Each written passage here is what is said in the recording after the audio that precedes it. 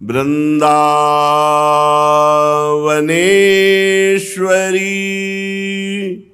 तवैव पदारविंदम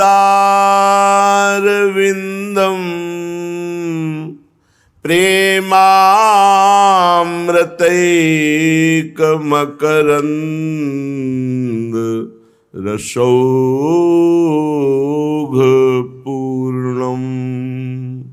हृद्यर्पितं मधुपतेः स्मरतापमोग्रं निर्वापयत् परम शीतलमाश्रयामि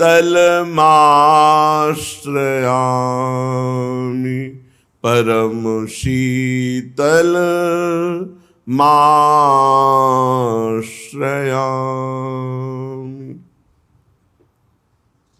सच्चिदानंद प्रेम स्वरूप महाकरुणामय श्री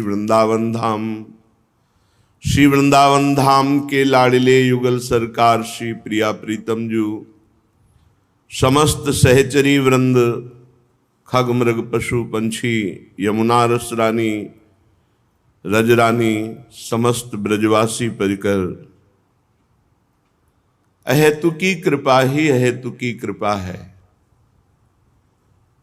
हम कृपा का दर्शन नहीं कर पा रहे, इसलिए हमें अपने सतमार्ग की पहचान नहीं हो रही। नहीं, जिस भगवत प्राप्ति को बड़ा दुर्लभ कहा गया है वो बहुत सुलभ है। समर्पण इस जीवन का परम लक्ष्य बन जाए। शास्त्राज्ञा, गुरु आज्ञा, संत आज्ञा, ये सब सीधे भगवत प्राप्ति। थोड़ी भी मनमानी हमसे वृत्ति ना हो तो बहुत जल्दी भगवदानंद का अनुभव हो जाए। बस हमारी पूरे जीवन में एक ही लड़ाई है, अपने मन को जगत से हटाकर प्रभु में लगाना। बस इतना ही खेल है। चाहे वो चित्त वृत्ति का निरोध करके योग वृत्ति से समाधि में पहुंचना, या स्थूल सूक्ष्म कारण तीनों जगत तीनों शरीरों का बाध करके ब्रह्म में स्थित होना, या निरंतर तैल धारावत भगवान के चिंतन में, प्रिया प्रीतम की सेवा चिंतन में। बस खास बात है जगत का चिंतन छोड़ना और प्रभु के चिंतन में निरंतर बने रहना। सब साधनों का यही फल पाया है, सब साधनों का सार यही पाया है, जगत का चिंतन छोड़ना और प्रभु के चिंतन में डूबना। अब हमारा निरंतर चिंतन उसी का होता है जिसका हम आश्रय लिए होते हैं। जैसे शरीर का आश्रय है तो भोगों का चिंतन, मान अपमान का चिंतन, राग द्वेष का चिंतन, लाभ हानि का चिंतन, जन्म मृत्यु का चिंतन, ये सब कूड़ा करकट भरा रहता है। और जहां आश्रय शरीर का छूटा और भगवद आश्रय पुष्ट हुआ, बस फिर तो परमानंद की बाढ़ आ जाती है। स्वाभाविक लीला चिंतन, रूप चिंतन, महिमा चिंतन, गुण चिंतन, इसी में डूबा रहता है उपासक। खास बात शरीर का आश्रय छूट जाए, और ये होता है आज्ञा पालन से। चलो आप ऐसा करो, आप ऐसा करो, तो आपको लगता है मेरी सामर्थ्य कहाँ, ये तो गुरु कृपा से हुआ, इष्ट कृपा से हुआ। अब वो आश्रय पुष्ट होता चला जाता है। अहम का आश्रय हटकर भगवद आश्रय पुष्ट हुआ कि साधक निर्विकार हो जाता है, क्योंकि विकार शरीर आश्रय में है। शरीर आश्रित होकर कितना भी कसम खा के, कितना भी भूखे रहकर, कितना भी आप संयम नियम पालन करने की कोशिश करें, निर्विकार नहीं हो सकते।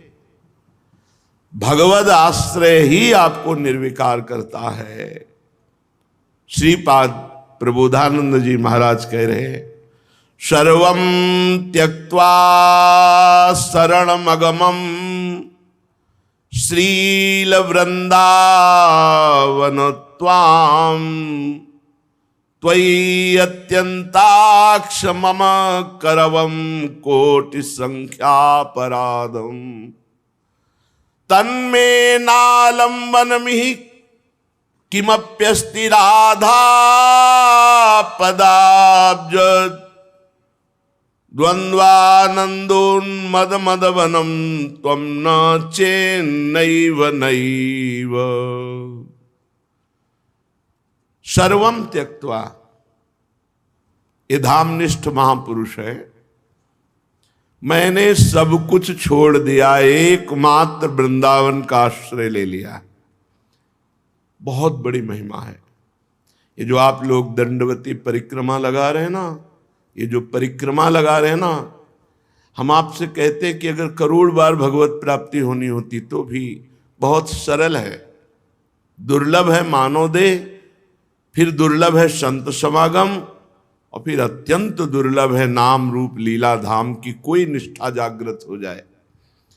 ये आप जो लौटते हैं ना वृंदावन की रज में, दंडवती करते हैं, हो गया।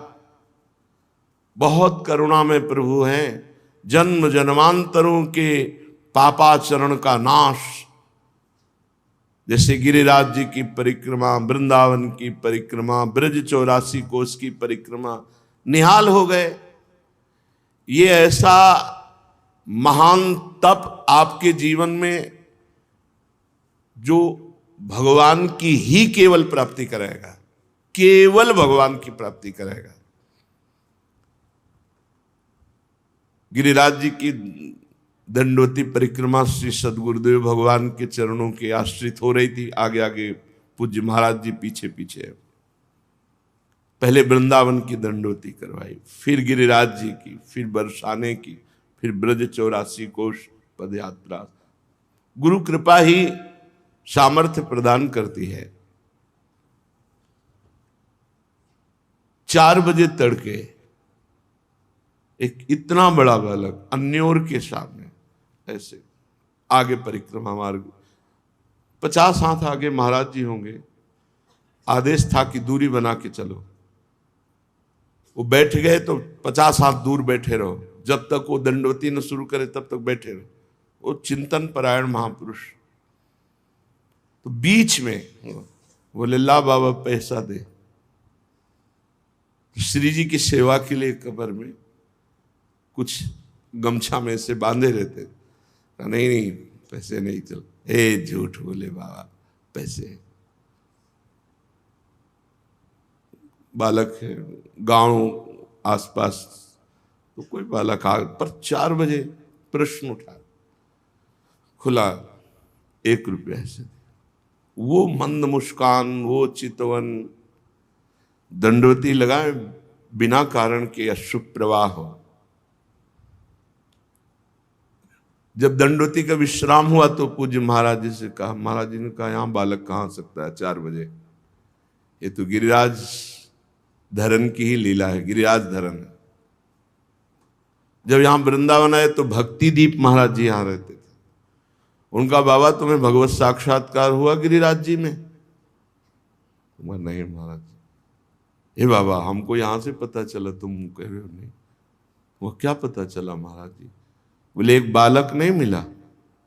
हाँ अन्योर के पास एक बालक ऐसे का। बोले वो गिरिराज धरन ही थे। श्री जी में उनका बहन भाव, बड़े सिद्ध महापुरुष भक्तिदीप जी महाराज। ये दंडवती परिक्रमा, ये धाम का आश्रय भगवत प्राप्ति के लिए बहुत पर्याप्त है। बस अपने जीवन की धारा परमार्थ से गिरने ना पावे, निश्चिंत हो जाओ।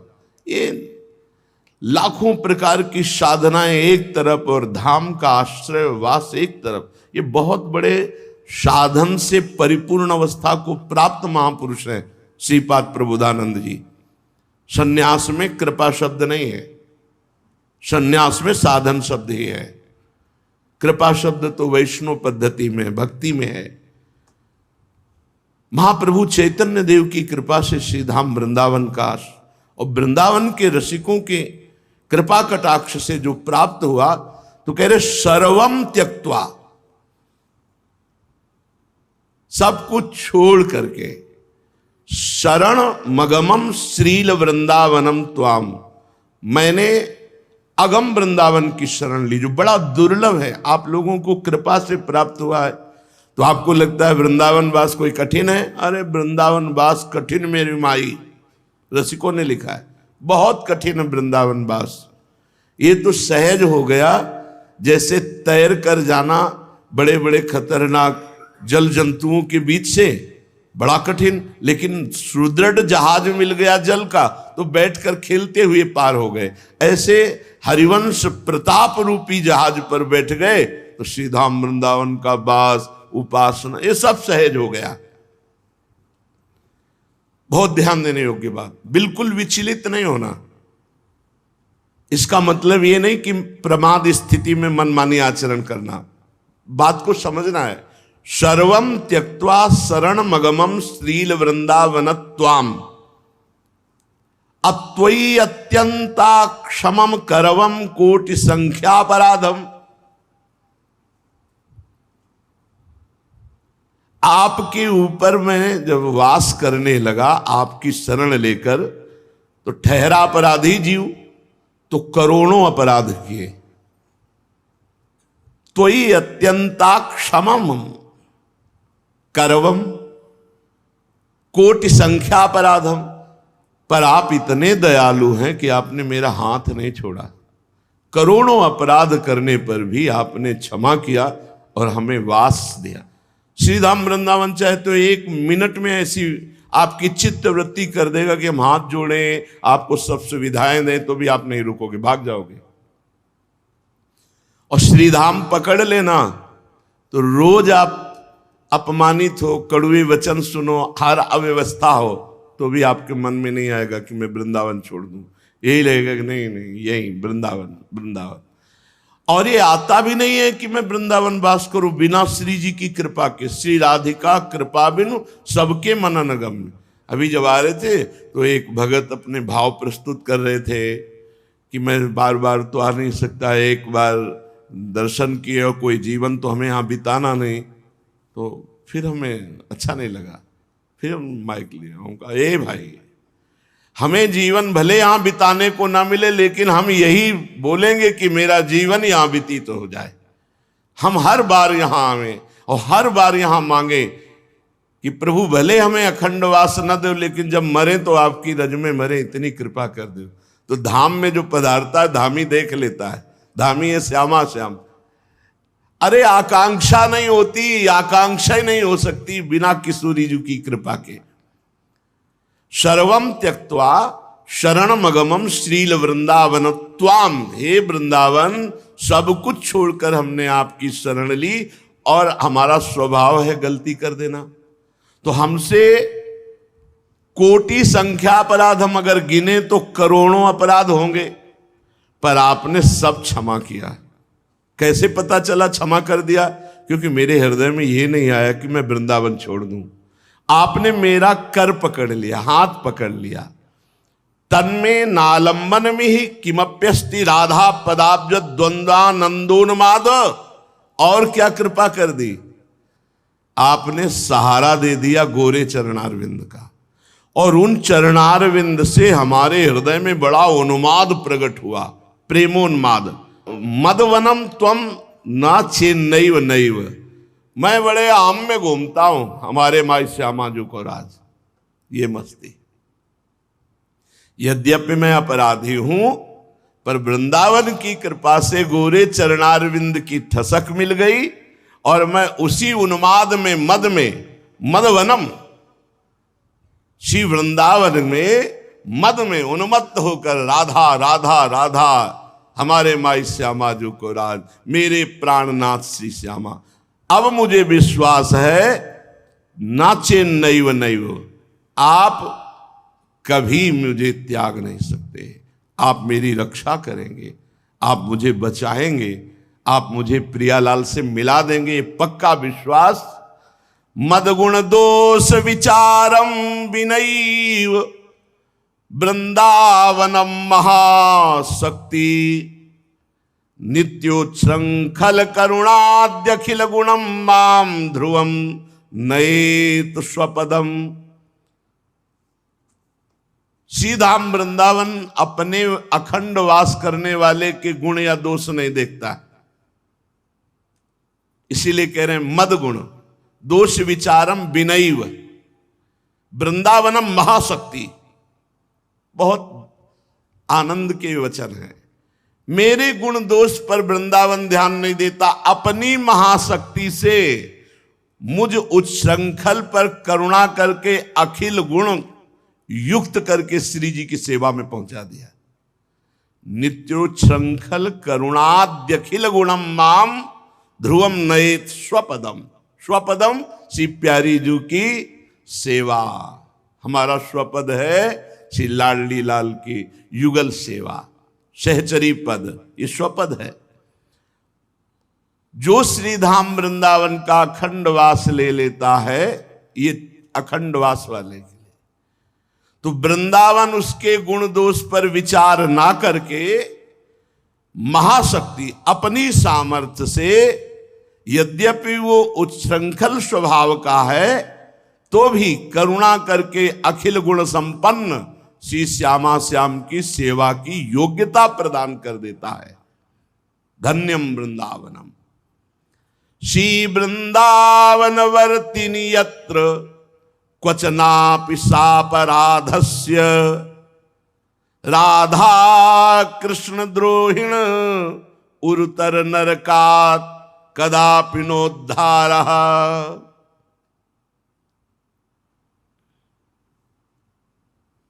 अब यहां थोड़ा सावधान की बात करें। यदि यहां वृंदावन वासी का अपराध कर दिया और श्री प्रिया प्रीतम की निंदा की, उनकी लीला की, उनकी, जैसे बहुत से बहिर्मुख लोग हैं, कई तरह की भावनाएं, तो फिर वृंदावन उद्धार नहीं करेगा, फिर यहां से नरक ट्रांसफर करेगा। ये बड़ी बात कह रहे हैं, यहां थोड़ा समझना पड़ेगा। ये कई बार कहा है कि वैष्णव द्रोह ना होने पावे, ये वैष्णव धाम है। और सब जैसे काम की गलती, क्रोध की गलती, लोभ की गलती, मोह की गलती, ये सब संभाल लेंगे वृंदावन। आगे कहा है कि गुण दोष विचारम विनय वृंदावनम महाशक्ति नित्योच्छृंखल। पर डरो, श्रीधाम वृंदावन के वासी के अपराध से डरो। अगर उस अपराध बन जाएगा और आप प्रिया प्रीतम श्री श्यामा श्याम का द्रोह करोगे, तो कह रहे हैं कि बहुत काल तक वास करने पर भी उसे नरक जाना पड़ेगा, ऐसा श्रीपाद लिख रहे हैं। ये बात से थोड़ा डरना है। वैष्णव अपराध से बहुत बार चर्चा हुई है, वैष्णव अपराध धाम बर्दाश्त नहीं करता। इसमें वैसे तो अभी तक ये पाया था कि धाम में ही दंड मिलेगा, लेकिन स्पष्ट इसमें लिखा है उरुतर नरकात कदापि नोद्धारा। जैसे वैकुंठ धाम से पतन होकर मृत्युलोक आना, मृत्युलोक भौम नरक का आ गया है, ये भौम नरक है। परम धाम से वैष्णव अपराध के कारण वैष्णव धाम वैकुंठ से 3 जन्म के लिए उनको आना पड़ा। ये चीज थोड़ा डरना चाहिए साधक को। श्री ध्रुवदास जी ने भी सिद्धांत विचार लीला में लिखा है कि वैष्णव अपराध से, भक्तन के अपराध से डरपत रहो। यह अपराध वज्र की लीक है। काहे को किसी की निंदा करो, काहे को किसी से द्रोह करो। हम गंदे पड़े रहेंगे, वृंदावन काम हमारा बना देगा। 2 श्लोकों में आपने ऊपर सुना, लेकिन जो तीसरा श्लोक है, ये इसमें इतनी सावधानी रखनी। ये तभी हो सकता है जब आप अपने को नीच देखेंगे। जो अपने को नीच देखता है उसको दूसरे को बुरा देखने का समय नहीं लगता। बुरा तो तब देखे ना जब हम अच्छे हों। हम अपने अंतःकरण को जब देखते हैं तो पता चलता है, जैसे घोड़े की लगाम को खींच करके पकड़े हुए कोई बैठे हो, ऐसे बैठे हैं। अगर वो लगाम छोड़ दें तो अभी सब गड़बड़ हो जाए। इसका मतलब है कि हम बलहीन हैं, हम अधम हैं। अगर हम चल पा रहे हैं तो अपनी स्वामिनी जी की कृपा से, अपने गुरुदेव की कृपा से, तो हम दूसरे पर दोष दर्शन का अधिकार कैसे रख सकते हैं? गुणाभिमान ही पर दोष दर्शन करता है, इससे बचो। जो भी चाहे गृहस्थ हो, विरक्त हो, धामवास करते हो या धाम का आश्रय लिए हो, इससे बचो किसी वैष्णव का अपराध। कई संत भगवान पधारे जिन्होंने बताया कि बड़ी अच्छी स्थिति, वो बताए तो अच्छी स्थिति वो थी, पर बोले पता नहीं कैसे संत अपराध बन गया कि सब नष्ट हो गया। ऐसा है, जहां वो अपने में गुणाभिमान जागृत होता है, दूसरे संतों में हे बुद्धि होती है, वो चाट जाती है। भगवान से मनाए कि कभी हमसे वैष्णव अपराध न बने। प्रभु से प्रार्थना करे कि आपके जनों का कभी अपराध न बनने पावे। इसीलिए बड़े बड़े वैष्णव जन बहुत डरते हैं। श्री वृंदावन वर्तिनी यत्र क्वचनापि सापराधस्य राधा कृष्ण द्रोहिण तो उर्तर नरकात कदापि नोद्धारा। जो राधा कृष्ण के प्रति दोष दर्शन, द्रोह, निंदादि करे और वृंदावन वासी की निंदा करे तो बोले उसका फिर नरक से उद्धार नहीं हो सकता। जैसे भगवान शिव ने भी कहा, जो प्रिया प्रीतम में भेद करके राधा कृष्ण में भेद करता है और निंदादि, दोष दर्शन आदि, तो फिर उसकी निश्चित दुर्गति होती है। तो प्रभु में दोष दर्शन करने का तो कोई कहीं भी कोई कारण ही नहीं दिखाई देता। आपको जहां ऐसा लगे तो बड़े महापुरुषों से मिल करके अपने मन को निर्मल कर लीजिए। मानो लगता है कि माखन चोरी लीला प्रभु ने क्यों की, चीरहरण लीला क्यों की, रास क्यों किया, तो ऐसे रसिकों के पास बैठो जो आपको सुलझा सके। 2 मिनट में आपका संशय खत्म हो जाएगा। और किसी वैष्णव के प्रति तो इसलिए दोष दर्शन नहीं करना चाहिए कि हमें खुद प्रभु चला रहे हैं तो उसको भी प्रभु चलाएंगे। अगर उसमें कोई कमी है तो श्यामा जू, लाल जू कृपा करके उसे हम क्यों निंदा करें। हा वृंदावन राधा तत्प्रिय सर्वस्व उच्च कई रघवान त्वय्यहमति भय कंपित आशम त्वं मेत्र संभवत् शरणम। हा वृंदावन, हा राधा किशोरी, हा राधा प्राणनाथ, प्रिय श्याम सुंदर, मुझे डर लग रहा है, ये भय कभी न बनने पावे। कभी आपके प्रिय भक्त का अपराध और आपके प्रति कभी दोष दर्शन, द्रोह बुद्धि ना होने पावे। मैं एकांतिक भाव से आपके शरण में हूं, मैं भय से कंपित हो रहा हूं, मेरी रक्षा कीजिए, मेरे द्वारा कभी ये अपराध न बने। हा वृंदावन, हा राधा, राधा तत्प्रिय सर्वस्व श्याम सुंदर उच्चैक रघवान। यद्यपि मैं महान पापी हूं पर भय कंपिता, मैं इस उन पाप से भयभीत नहीं हूं, मैं भयभीत हूं ऊपर वाले इस लोक से। कहीं आपके भक्त का अपराध न बन जाए, कहीं आपके प्रति दोष दर्शन न हो जाए। आसम त्वं मेत्र संभवत् शरणम, मैं आपकी ही शरण में एकांतिक भाव से आशा करता हूं कि आप मुझे ऐसी सामर्थ्य देंगे कि हम किसी की निंदा न करें। अवसर ही नहीं भाई, निंदा का अवसर ही नहीं है। अगर आप अपना समय खाली रखते हैं तो ये दोष बनेगा, नहीं है ही नहीं, अवसर ही नहीं। सत्संग सुना, अपनी दिनचर्या, अपने कार्य से मतलब, तेरे भावे जो करे भलो बुरो संसार, नारायण तू बैठ के अपनो भवन बुहार। हमें दुनिया से मतलब क्या है? अगर कोई हमारे पास आकर किसी संत की निंदा या कुछ ऐसा कर, तत्काल रोक देना चाहिए। ए भाई, तुम अपना चश्मा बदलो, काहे को दूसरे का दोष दर्शन करते हो? कान में अंगुली डालो, राधा राधा, वहां से निकल पड़ो। राधा कृष्ण विलासई रति मधुरिम सिंधु बंधो उल्लासई। कितनी मेहनत से भजन कमाया जाता है। भजन करना कितना कठिन है। ये दुष्ट मन और इंद्रियां एक क्षण में सब ठगों के हाथ दे देते हैं। बहुत विचित्र इनकी चाल है। मन और इंद्रियां ठगों से मिलकर हमें लुटवाते रहते हैं। नहीं तो भगवदानंद यहां तो वास मात्र से अनुभव हो जाए। वृंदावन वास करना अपने आप में बहुत बड़ा भजन है। 1 महीने तीर्थराज प्रयाग में वास करते हैं तो बड़ा पवित्रता का अनुभव होता है, हृदय फूलता है। 1 महीने वास किया संगम में तीर्थराज प्रयाग में, जब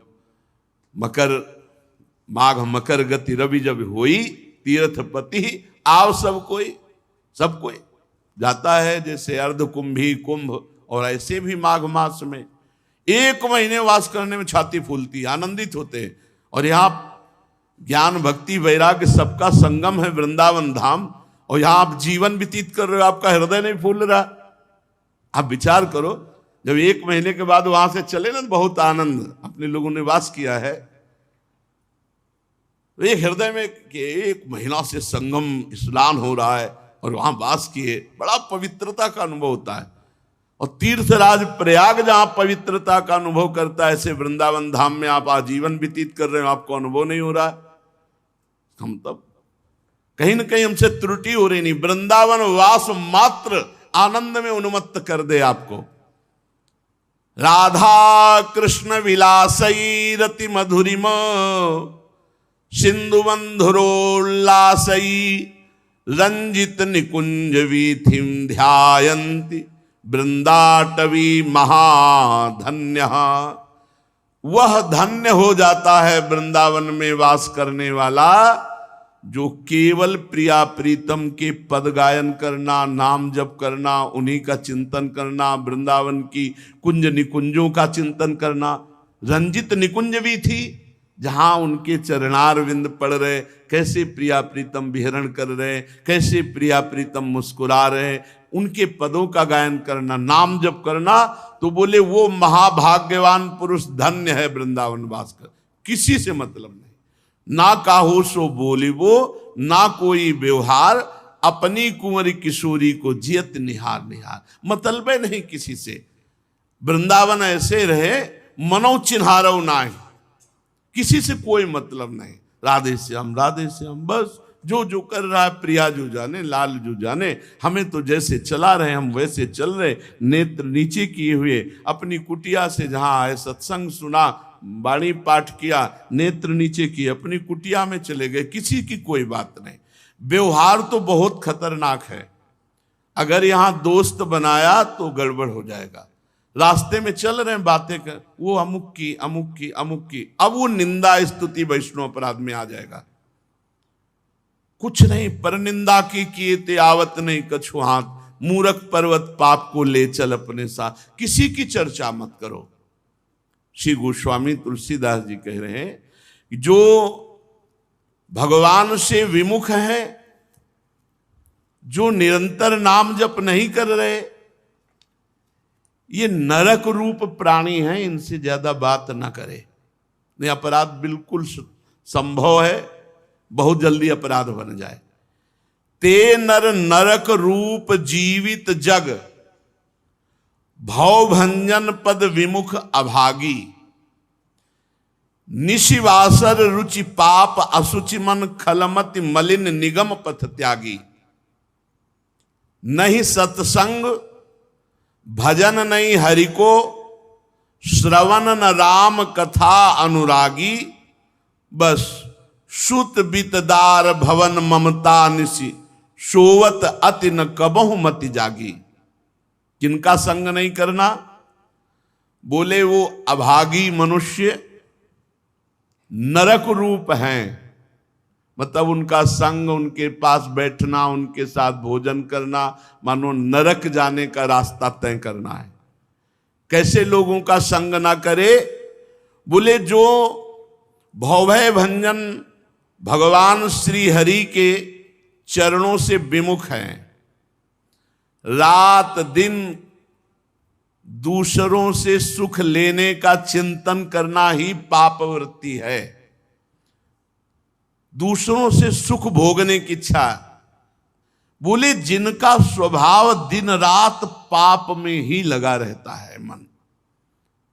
अगर संत समागम भी हो रहा है, धाम में भी है, तो उनकी वृत्ति केवल पापाचरण में है। इसीलिए श्रीपाद ने कहा है उनको नरक। ऐसा नहीं कि तुम वृंदावन में पापाचरण करोगे तो वृंदावन धाम तुम्हें स्वीकार कर लेगा। कुछ सीमाएं हैं। हमारी इच्छा नहीं है, पर स्वाभाविक ऐसा बुरा स्वभाव कई जन्मों का है जो हमसे गंदे आचरण करा देता है। वृंदावन माफ कर देगा, हमारी गलती है, वृंदावन माफ। हम दूसरों को कष्ट दें, दूसरों से द्रोह करें, दूसरों की निंदा करें, अपराध करें, ये नहीं क्षमा करेगा। हमारी गलती है, वो क्षमा कर देगा। जिनका मन अशुद्ध है, दुष्ट बुद्धि है, भगवत मार्ग को छोड़े हुए हैं,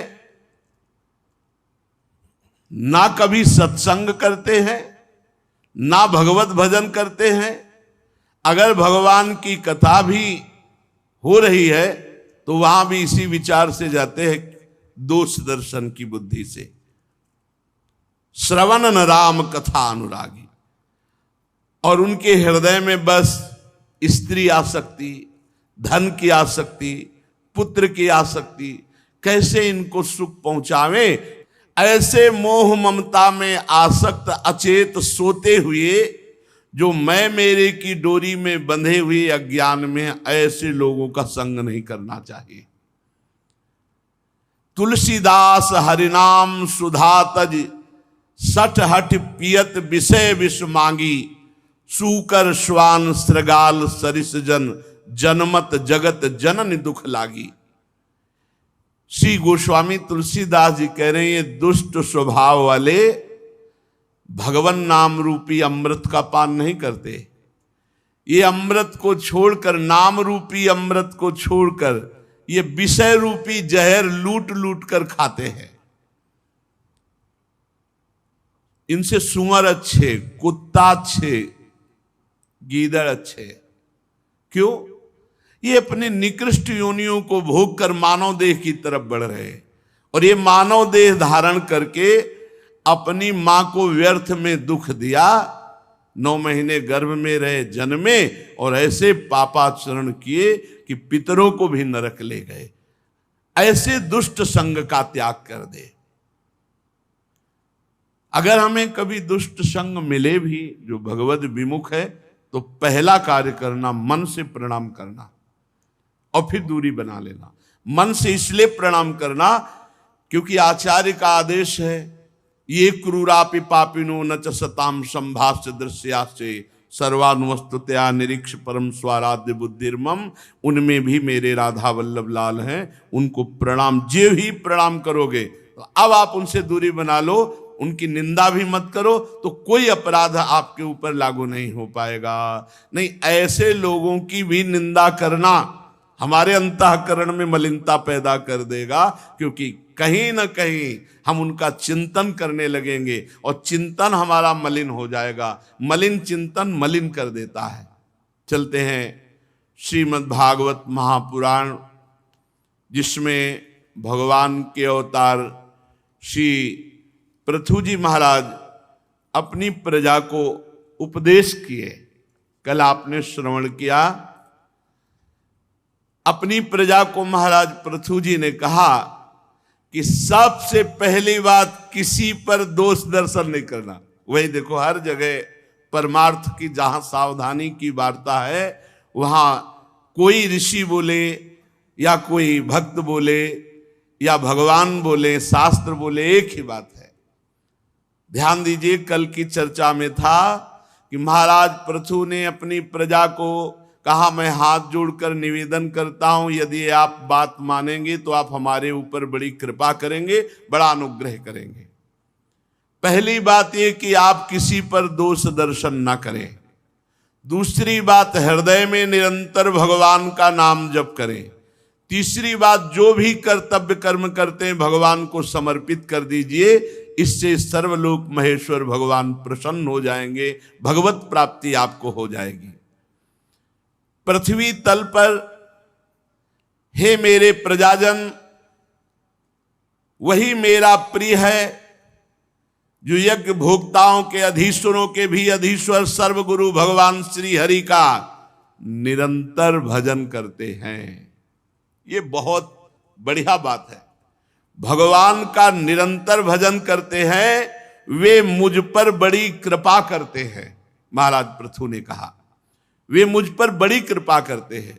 अहो ममामि वितरन्त्यनुग्रहम् हरिम गुरुम यज्ञ भुजामधीश्वरम स्वधर्म योगेन यजन्ति मामका निरंतरम छोणितले दृढ़व्रता। वो मेरे ऊपर बड़ी कृपा करते हैं जो मेरी प्रजाजन है, जो यज्ञ भोक्ताओं के अधीश्वर भगवान श्री हरि का निरंतर भजन करते हैं। निरंतर भजन कैसे बनता है? तो कह रहे हैं जो सहनशील हैं, जो तपस्या के धनी हैं, जो तत्वज्ञानी हैं, ऐसे वैष्णवों को और ब्रह्म ऋषियों को जो आदर देता है, पूजन करता है और इनको भोग पवाता है, तो उसके भजन की वृद्धि होने लगती है। निरंतर भजन का अभ्यास कैसे पुष्ट हो? बोले ऐसे भजनानंदी महापुरुषों का सेवन करो, जो सहनशील है, तपस्वी है, तत्वज्ञानी है, ऐसे वैष्णव, ऐसे ब्रह्म ऋषियों का आदर, संग और उनको भोजन। सभी से विनय पूर्वक मैं प्रार्थना करता हूं कि सर्वांतर्यामी भगवान वैष्णव सेवा से बहुत जल्दी प्रसन्न होते हैं। जो भगवान की आराधना में तन्मय भक्त जन है, इनकी आराधना से भगवान बहुत प्रसन्न होते हैं। पूज्य श्री सुदामा कुटी के महाराज जी, उन्होंने कहा वैष्णव सेवा का तुरंत फल होता है, तुरंत फल होता है। हृदय में तुरंत वैष्णव सेवा से आपके परिवर्तन शुरू हो जाएगा। संत सेवा का तुरंत फल होता है। यहां श्री पृथु जी महाराज कह रहे हैं, जो स्वयं प्रकाश सर्वांतर्यामी भगवान को प्रसन्न करना चाहता है, उसे निरंतर भजन करना पड़ेगा। और निरंतर भजन के लिए जो सहनशील हैं, तपस्वी हैं, तत्वज्ञानी हैं, ऐसे वैष्णव और ऐसे ब्रह्म ऋषियों का आदर, सम्मान, संग और उनको भोजन पवाना।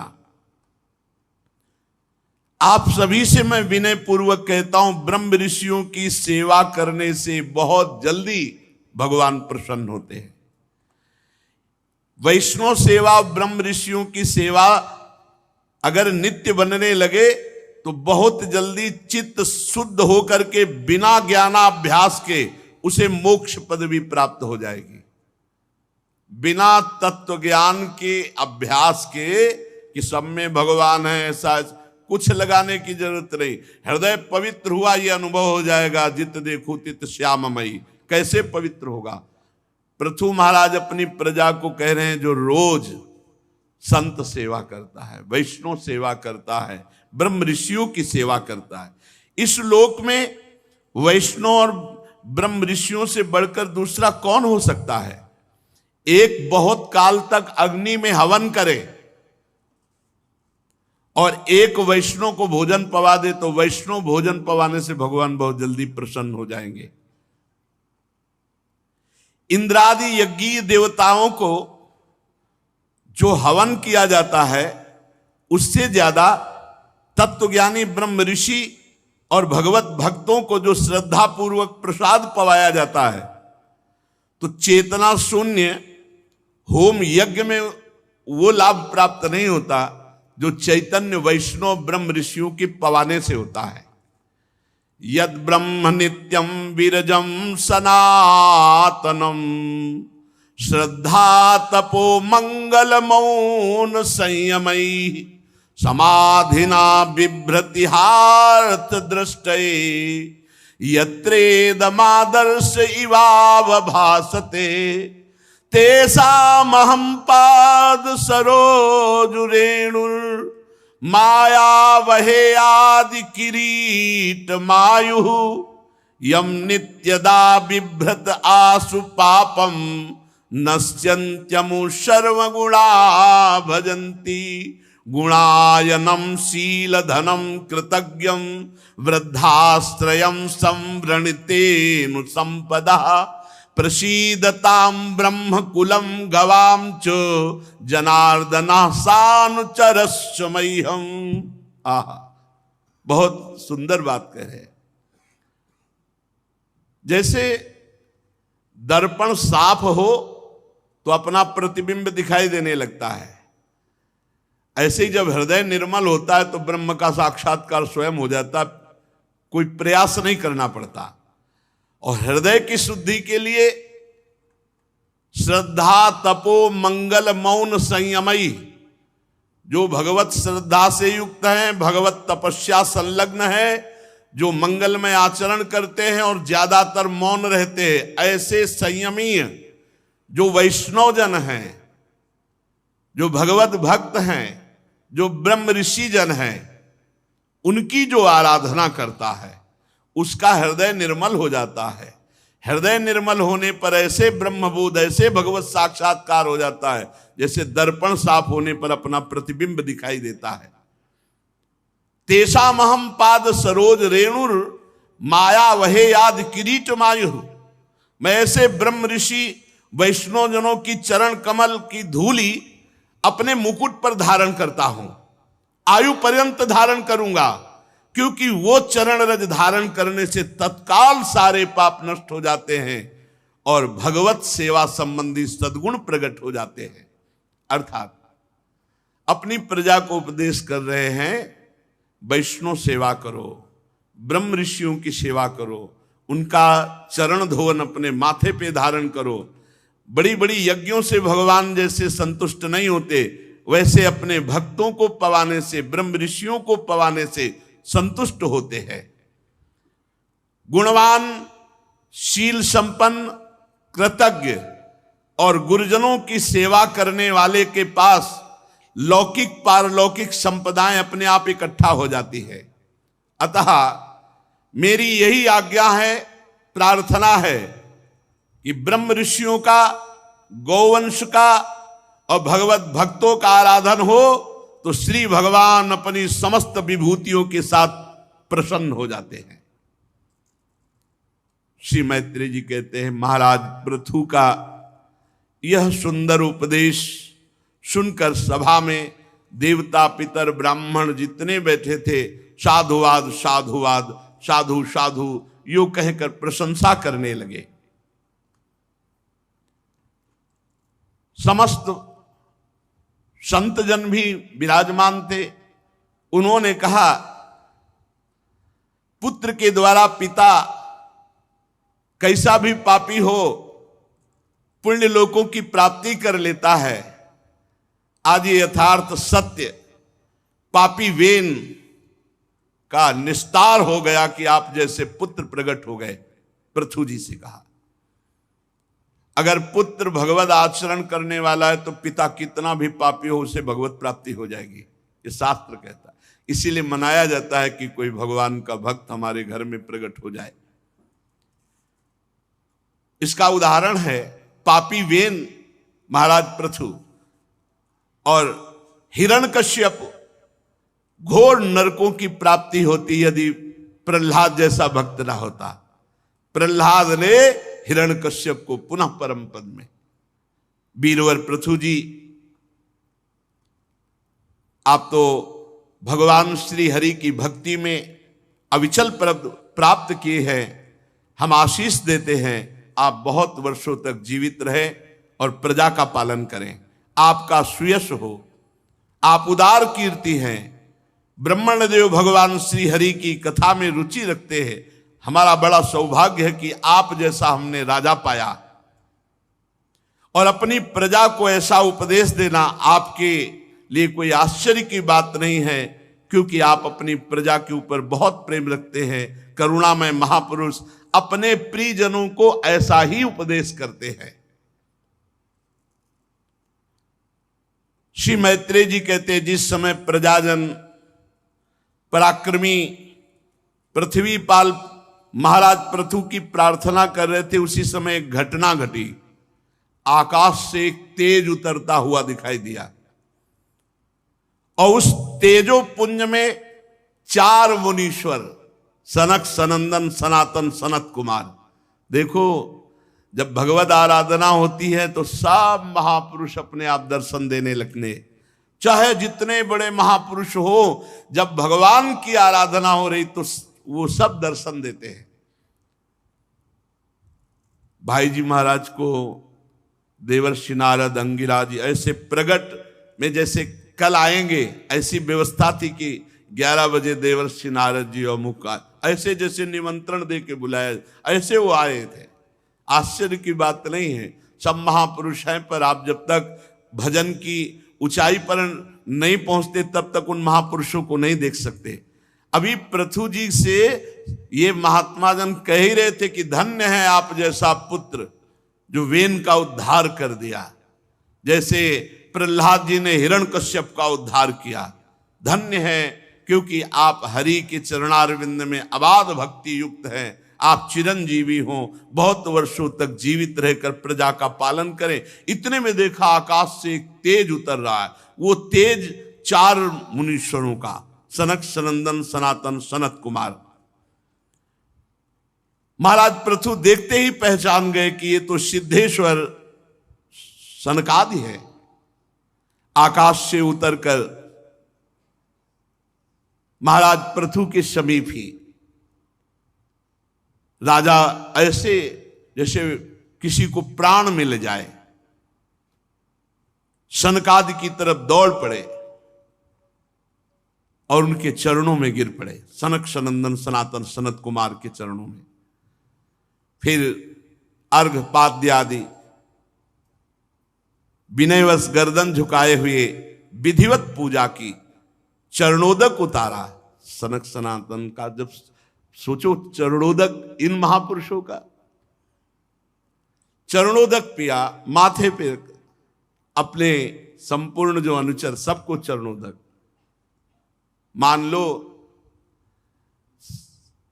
अगर संतों की चरण रज, संतों का चरणोदक पीते हो, उच्छिष्ट पाते हो, भगवत प्राप्ति निश्चित। हम आपसे कई बार इसीलिए कहा, करोड़ों बार होती तो भगवान का जो रोज चरणामृत पीते हैं, प्रभु का चरणामृत पीते हैं, उनको भगवत प्राप्ति में कोई संशय है? अकाल मृत्यु हरणम सर्व व्याधि विनाशनम श्री कृष्ण पादोदकम पीत्वा पुनर्जन्म न विद्यते। कितने कितने बार जो रोज भगवान नाम जप करते हैं, चतुरासी जी का पाठ करते हैं, गोपाल शास्त्र नाम का पाठ करते हैं, भागवत का श्रवण करते हैं, भगवत प्राप्ति स्वाभाविक। बस हम अपनी दुराचार प्रवृत्ति जनित मन बुद्धि को रोक नहीं पा रहे, इसलिए अनुभव नहीं हो रहा है। सनकादि का चरणामृत होता है, ये बहुत अमोघ वस्तु है। जब हमारे पास चरणामृत पहुंचता है ना, तो ऐसे जैसे कोई बहुत बड़ी संपत्ति मिल जाती है, ऐसे लगता है ये संतों का चरणामृत है, ये ब्रजवासियों का चरणामृत। एकदम वो लिखे हुए ऐसे रोज दर्शन करते हैं पात्र में से, ब्रजवासियों का चरणामृत, संत चरणामृत, ऐसे रोज पान और रोज दर्शन, रोज प्रणाम। आप लोग भी करो। अगर इतना भी चरणामृत संतों को मिल जाए तो खूब उसमें सालों जल मिला करके पियो, चरणामृत ही रहता है। और संत बड़े कृपाल हो, चरणामृत मिल जाता है। अपने यहां तो प्रायः करुणा बरसती रहती है, संत भगवान ऐसे चरणा। तो अगर आप लोगों को लगे तो थोड़ा मांग लिया, मांगने से भी मिल जाए तो बहुत बड़ी बात। 2 बूंद ले लिया, उसी में 1 लीटर जल मिला दिया और रोज थोड़ा थोड़ा पान के, बहुत लाभ मिलता है, बहुत लाभ। चरणोदक को अपने सिर पर धारण किया, पान किया और ऐसे बड़ा लाभ। फिर जैसा संत पुरुषों से विनय पूर्वक व्यवहार किया जाता है, ये भगवान शंकर के अग्रज हैं, सनक, सनंदन, सनातन, सनत कुमार। 4 स्वर्ण सिंहासन मंगाए, उन पर बैठाला, मानो मूर्तिमान तेजस्वी अग्नि बैठे हों। हाथ जोड़कर पृथु जी ने कहा। बहुत सुंदर चर्चा हुई है पृथु जी और सनकादि से। अब यह है कि इतनी उच्च कोटि के अध्यात्म की है कि आप एकाग्रता पूर्वक सुने तो लाभ मिलेगा।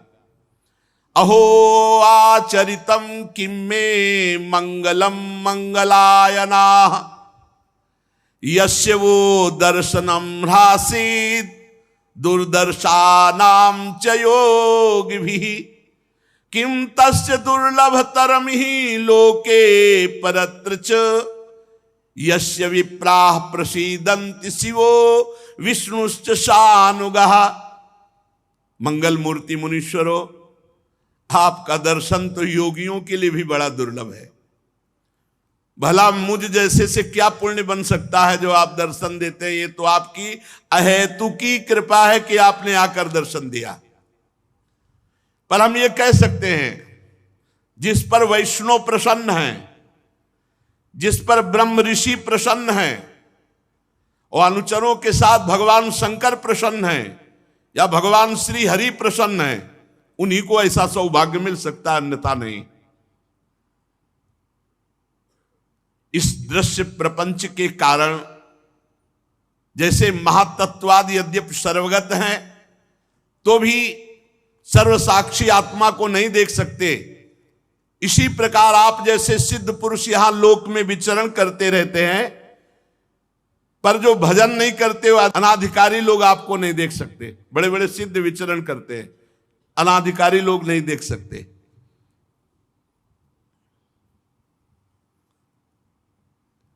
कई बार महापुरुषों के दर्शन होते हैं अव्यक्त रूप से। एक बार बहुत एकांत क्षेत्र, पीछे देखा है बड़े अवधूत कोटि के संत खड़े थे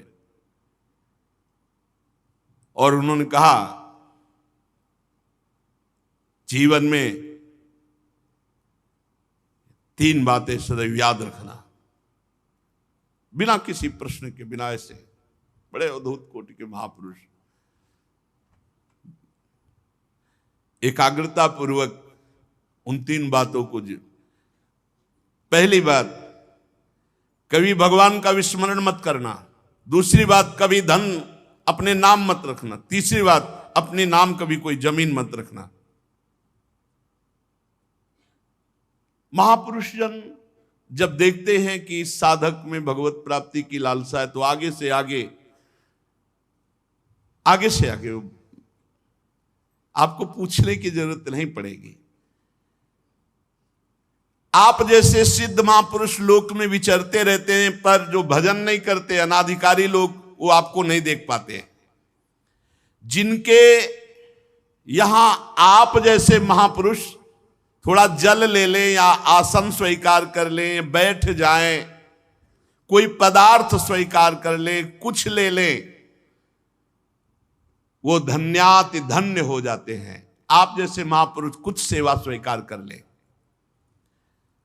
जिनके घरों में भगवत भक्तों के चरणामृत का छींटा नहीं पड़ा, वो चाहे जितना वैभव संपन्न हो, वो भूतों के रहने वाले घर के समान है। वो व्यर्थ है, अपवित्र घर है जिनमें भक्तों का चरणोदक नहीं पड़ा। और भगवान की कृपा से सौभाग्य से अपने लोगों को बचपन में से ये सौभाग्य मिल रहा है। 8 सन्यासी महात्मा जन जहां दूर से दंड लिए दिखाई दे तो दौड़ो स्वामी जी आ रहे, अब साष्टांग दंडवत, थाली लोटा जो कुआं से जल निकाल के सबके चरणोदक धोना और फिर पान करो, माथे पे डालो, छिड़के आओ पूरे घर में, फिर उसको पात्र में रख लिया जाता, रोज पवाया। वही सब प्रभाव संतों का चरणामृत का।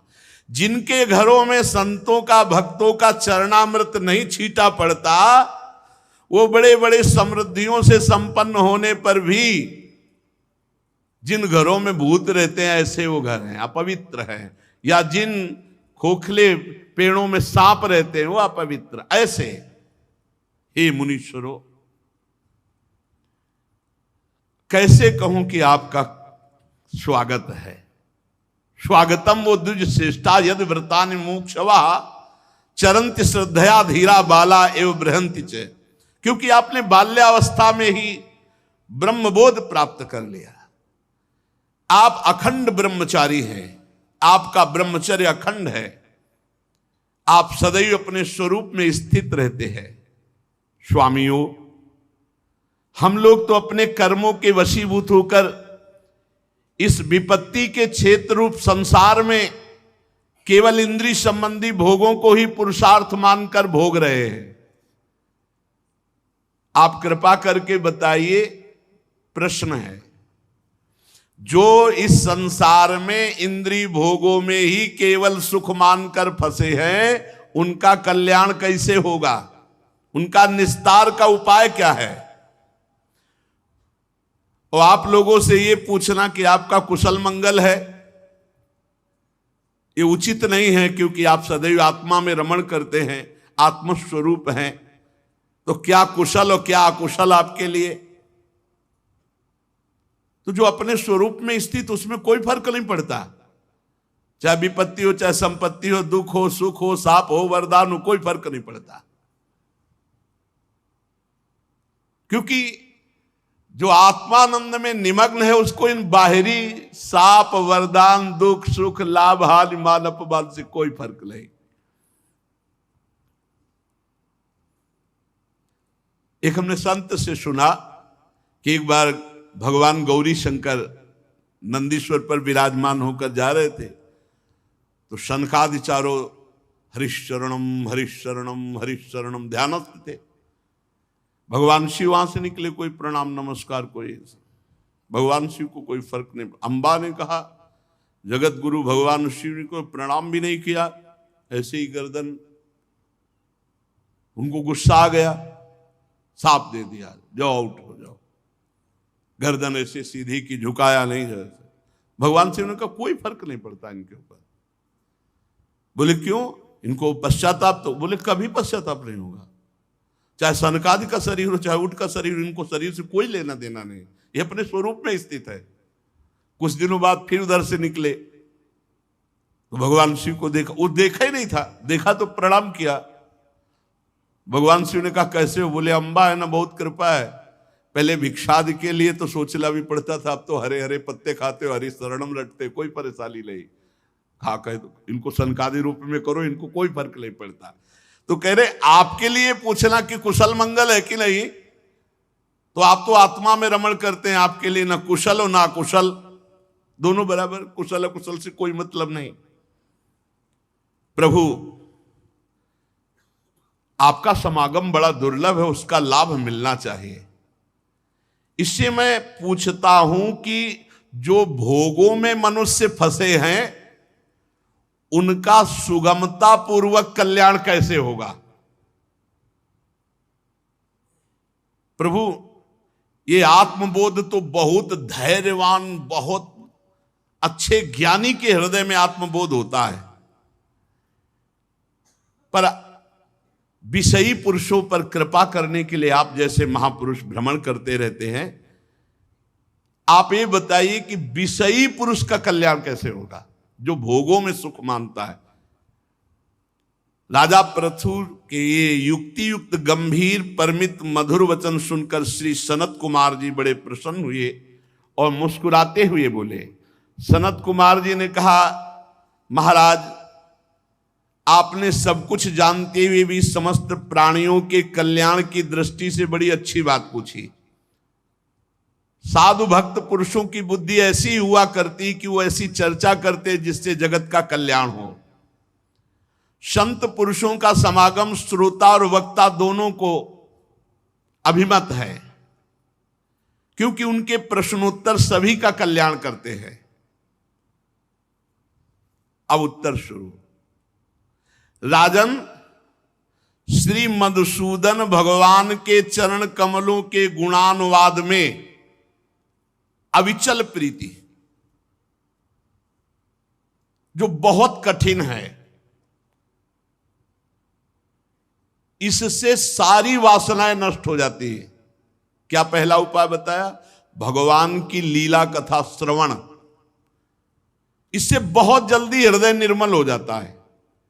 खूब लीला कथा सुनो, जहां चर्चा भगवान की, प्रपंच मत करो, 4 साधक बैठो, कोई न कोई प्रभु की चर्चा करो, कोई न कोई सिद्धांत की चर्चा करो। और भगवान भी आदेश करते हैं, मत चित्ता मदगत प्राणा बोधयंता परस्परम। कह रहे हैं वासना रूप मल को सर्वथा नष्ट कर देती है। अस्तिव राजन भवतो मधुद्विषः पादारविंदस्य गुणानुवादने रतिर्दुरापा विधुनोति नैष्ठिकी कामं कषायम मलमंतरात्मनः। जो भगवान श्री मधुसूदन की कथा सुनता रहता है, गुणानुवाद करता रहता है, उसका वासना रूप मल सर्वथा के लिए नष्ट हो जाता है। ये वासना किसी और उपाय से नहीं नष्ट होती, केवल भगवत चर्चा से। जैसे मोह को महिषासुर बताया गोस्वामी जी ने, और कथा को दुर्गा आद्याशक्ति बताया कि जैसे महिषासुर को कोई देवता या नहीं मार सकता था उस समय बलवान, तो सब दैवी शक्ति का स्वरूप दुर्गा भगवती ने महिषासुर को मारा। ऐसे ही जो मोह है, अज्ञान है, वासना है, ये महामोह महिषेश विशाला और राम कथा कालिका कराला। माता जी ने वो रूप धारण करके मार डाला महिषासुर को। ऐसे ही भगवान की चर्चा हमारी वासना को, मोह को ये नष्ट कर देती है। यहां सनकादि जी ने पहला उपाय बताया, खूब भगवत चर्चा सुननी चाहिए, नशा होना चाहिए। और ये साधक का नहीं, ये सिद्धों का भी है। भगवान शंकर को क्या जानना है, कागभूषुंड जी के यहां हंस बन करके रोज चर्चा सुनते हैं।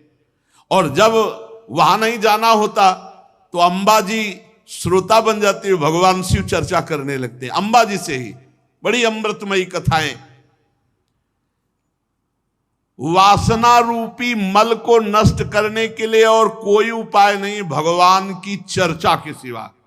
ये बैठा लो। जो साधक सत्संग नहीं सुनते हैं, परस्पर भगवत चर्चा नहीं करते हैं, उनमें बड़ी कमियां बनी रहती है। पहली बात तो ये अहंकार बना रहता है कि हम श्रेष्ठ हैं, और बहुत से अंदर दोष बने रहते हैं, वो सत्संग के द्वारा ही नष्ट होते हैं। शास्त्र जीवों के कल्याण के लिए भली भांति विचार करने वाले हैं।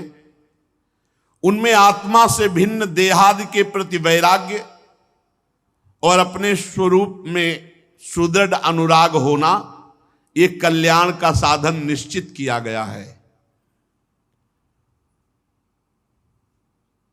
भगवान की लीला कथा सुनने से वासना मल का नाश होता है। जो ही वासना नष्ट होती तो शरीर से वैराग्य होता है। शरीर 3 है, स्थूल सूक्ष्म कारण। तीनों शरीर से जहां वैराग्य हुआ तहां आत्मस्वरूप में दृढ़ रति होती है, और आत्मस्वरूप में आत्मरति हो जाना ही जीवन का परम लक्ष्य है, परम कल्याण है। आत्मा हमारे प्रभु हैं, आत्मा हमारे आराध्य देव हैं। ये बात एक शब्द में कह गए। अब इसको विस्तार पूर्वक वर्णन करते हैं। पहले शब्द में उत्तर है, संसारी भोगी पुरुषों को भगवत प्राप्ति का उपाय क्या? बोले खूब भगवान की चर्चा, भगवान के गुणों का कथन श्रवण करे।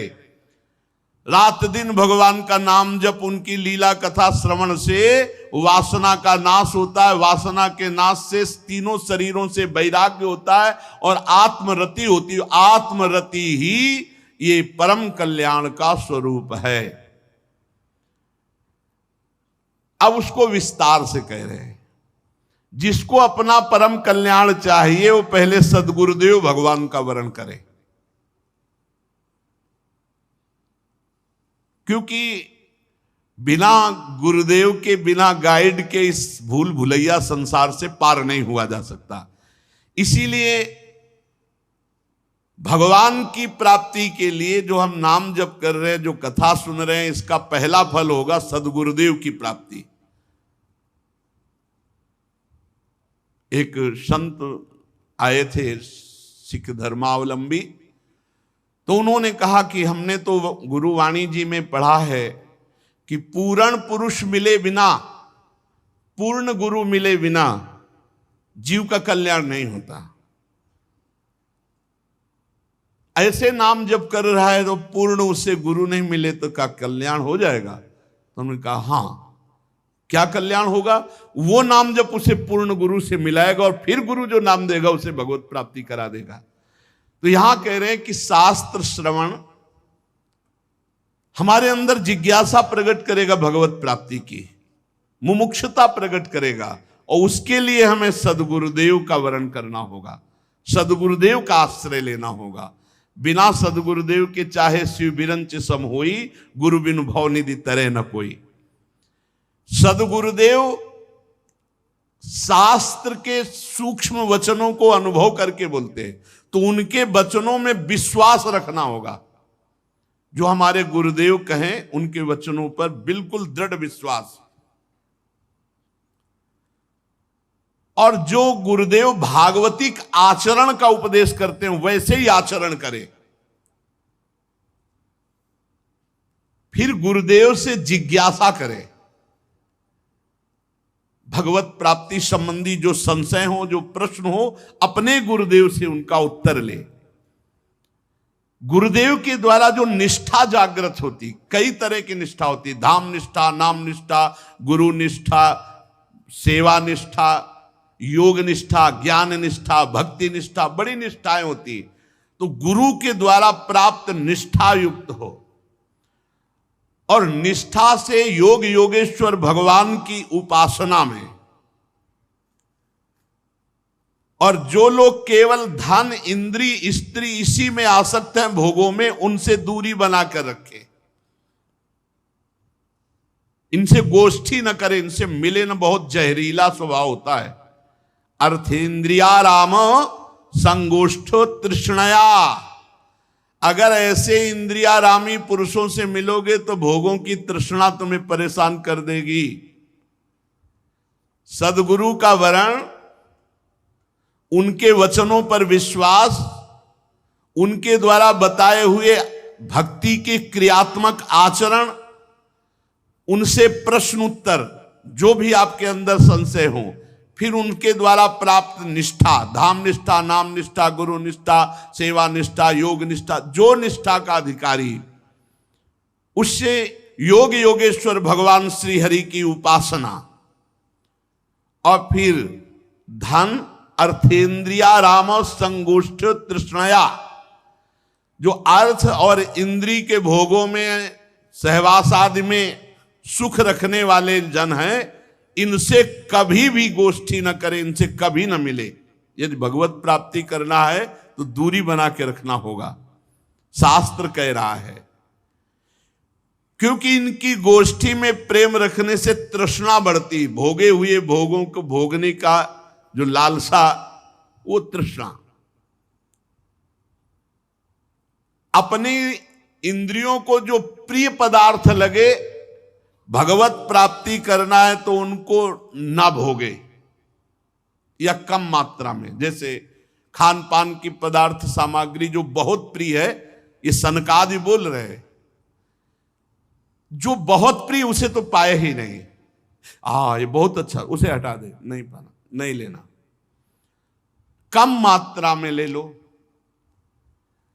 और भगवत नामामृत का पान करना, हर समय नाम जप करना,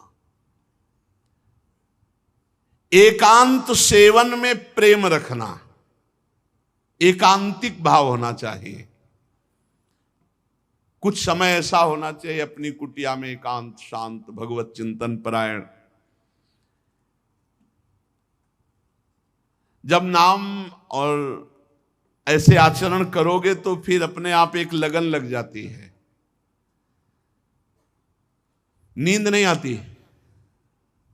भजन की जो प्रियता, वो नींद नहीं आने देती। जब सब सो रहे होते हैं तो वो जग कर भजन करता है, अधिक से अधिक नाम जप, अधिक से अधिक मंत्र जप इकट्ठा करता है। नाम जप, मंत्र जप, उसी लग। अब ऐसा लग रहा है कि मन नहीं लग रहा मंत्र में, नाम जप शुरू हो गया। धीरे धीरे दरवाजा बंद है, अपने रात्रि जोई जोई प्यारो करे, सोई मोहे भावे। 50 पद 60 पद, अब थक गया, पद से थक गया, अब मंत्र में लग, फुर्सत ही नहीं है। एकांतिक प्रेम, नाम जप में, भगवत चिंतन में, एकांतिक प्रेम। जैसे कोई कंजूस आदमी बार बार रुपया गिनता है तो उसको बड़ा सुख मिलता है, वो रुपया देख के जीता है। जो लोभी होता है, धनी कंजूस, वो बार बार गड्डी देख करके जीता है, छू के जीता है, फिर गिन के देखता है, गणना में सुख में। ऐसे ही बार बार नाम जप, बार बार भगवत चिंतन। कल इतना जप हुआ था, आज इतना जप हुआ, रात्रि में चुरा के जप कर रहा है, कोई जान ना पावे। और बड़ा अच्छा लगता है जब सब सो रहे होते हैं, शांत समय, केवल मंत्र की ध्वनि हो या घड़ी की वो टिक टिक, दो ही सुनाई देते हैं। वो घड़ी लगी होती है ना, तो अब उसकी वो टिक टिक और मंत्र, बस दो ही आवाजें होती है एकांत सेवन में। और किसी भी जीव को किसी भी तरह से कष्ट ना देने का नियम, सदैव भगवत प्राप्ति के लिए अनुसंधान करते रहना, श्री हरि के चरित्रों का चिंतन करना, कभी भूलकर किसी की निंदा न करना, अपने योग क्षेम के लिए प्रयास न करना। गृहस्थी है तो प्रयास करो, फल की आकांक्षा न करो, और विरक्त है तो प्रयास भी न करना। योगक्षेम अपने आप, अपने आप सच्ची मानिए, अपने आप योगक्षेमम वहाम्यहम। और गृहस्थी है तो कर्तव्य करो, फल की आकांक्षा मत करो, बहुत जल्दी सिद्धावस्था प्राप्त होती है। योगक्षेम के लिए प्रयत्न ना करना, ये सनकादि जन बोल रहे हैं। किसी की निंदा ना करना, और गर्मी सर्दी को सहन करना सीखना, इससे भी बहुत भजन में रुचि बढ़ती है। जीवन में कभी, ये तो यही वृंदावन में है, नहीं तो गंगा किनारे कहाँ ये पंखा हो, ये सब रेती में पंखा हो, ये सब कुछ नहीं। पूरे जीवन मंत्रमय वृत्ति, अवधूत स्थिति, द्वंद्वों को सहन करना, मान अपमान निंदा स्तुति, इनको सहन करना, इससे भगवत प्राप्ति होती है। और भक्त जनों को सुख देना, भगवान के जो प्रेमी भक्त जन है, वचन से, आचरण से, पदार्थ से, सेवा से उनको सुख पहुंचाना। और प्रत्येक मनुष्य को भगवत भाव से देखना, इससे आत्मस्वरूप परब्रह्म परमात्मा भगवान में प्रीति हो जाती, प्रेम हो जाता है। परब्रह्म में प्रीति, सद्गुरु में दृढ़ अनुराग, वासना शून्य हृदय, अहंकार लिंग शरीर का नाश, परमात्मा स्वरूप में स्थिति। सनकादि कह रहे परब्रह्म में जो परमात्मा भगवान श्री हरि, उनमें सुदृढ़ प्रीति, सदगुरुदेव के प्रति पूर्ण आत्मसमर्पण, वासना शून्य हृदय, ये क्रम है। और अहंकार लिंग शरीर का भस्म हो जाना, स्वरूप में स्थित हो जाना, निहाल हो गया। जब स्वरूप में स्थित हो जाता है तो कर्तृत्व और भोक्तृत्व भाव गुणों के द्वारा जो था वो मुक्त हो गया। यही है मोक्ष पदवी, यही है जीते जी जीवन मुक्त अवस्था।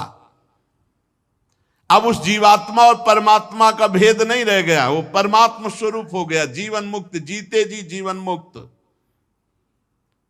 जब तक अंतःकरण उपाधि रहती तभी तक जीवात्मा कहा जाता है। जब अंतःकरण उपाधि लय हो गई तो जीवात्मा नहीं रहता, वो स्वयं परमात्मा, ब्रह्मविद ब्रह्मयु भवति।